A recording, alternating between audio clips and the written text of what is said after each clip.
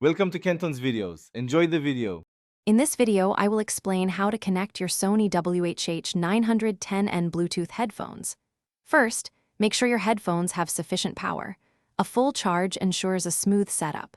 Locate the power button on your left ear cup and press, and hold it for about 2 seconds until the indicator light flashes blue.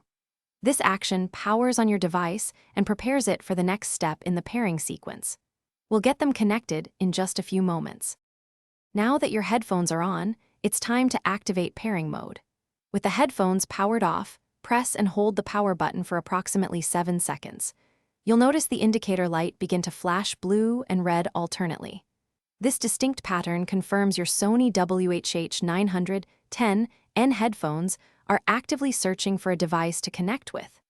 Keep an eye on this light, as it's your visual cue for successful pairing mode activation.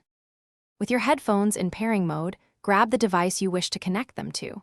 Navigate to its Bluetooth settings menu. On most devices, this is found under Settings and then Connected Devices or Bluetooth.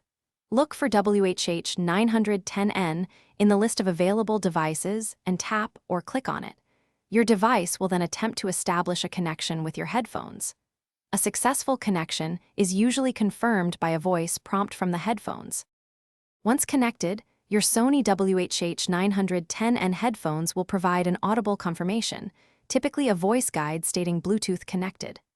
The indicator light will also change, usually flashing blue slowly, indicating an active connection. You are now ready to enjoy your favorite music, podcasts, or calls with excellent sound quality.